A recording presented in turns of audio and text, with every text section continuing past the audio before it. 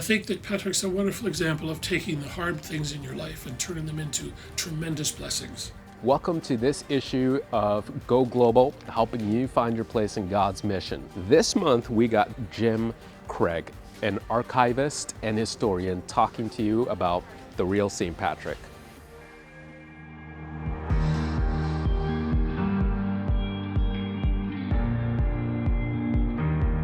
When we think about St. Patrick, we think about shamrocks, the green, and beer. But the real St. Patrick is a story about hardship, cultural understanding, and a mission to unreached people. So Patrick was a Romano-British young person living probably on an estate. His family was fairly well off in the eastern part of England, relatively close to the Irish Sea, which is the body of water between Ireland and the UK. Regularly, pirates from Ireland, which was populated by a very barbarian culture, literally, of different vicious tribes, would sail across and, rape, pillage, murder, and take slaves. And of course, one of the slaves they took on one of their raids was Patrick. At the age of 16, Patrick was taken by Irish pirates. He was forced into slavery, but what seemed like an unlikely end would actually be the beginning of his true calling. And so Patrick was seconded to a slave chief to look after his cattle, which he did for 6 years.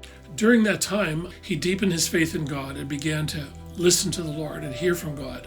So one day, 6 years in, the Lord spoke to him and said, I want you to get up and leave and go to the ocean or go to the sea because your ship is waiting for you. He snuck away at night. He found a ship, probably as a result of maybe storms, bad navigation. They ended up, we think, on the coast of France. But that enabled him ultimately to enter a monastery and receive an education. He also ended up being ordained as a deacon and then as a priest. A little later on, somehow he ended up in Rome and he met Pope Celestine, who actually commissioned him to take the gospel to the Irish. That's the story that he tells. So he returned to Ireland and began to visit the various tribes.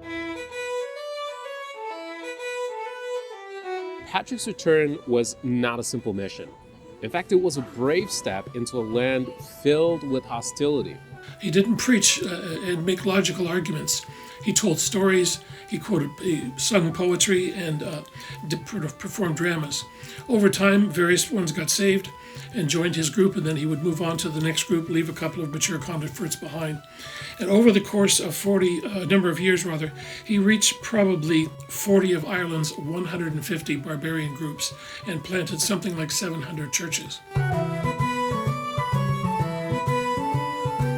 The thing that strikes me most about this brother in Christ is his cultural knowledge was absolutely the key to his success of his ministry. Through his suffering, Patrick acquired an intimate understanding of barbarian language and culture, and that enabled him literally to speak the language of the people he went to. Normally, a person in his position who walked into a barbarian tribe would get himself killed. And I think that Patrick's a wonderful example of taking the hard things in your life and turning them into tremendous blessings. And it may well be things you've struggled with or suffered with growing up in your life could be the key to you sharing the gospel with some people that we would otherwise not reach.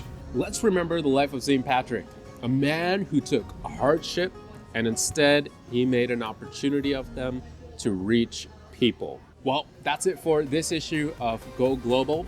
Listen, you don't want to miss next month's edition. We are taking myths and we are busting them.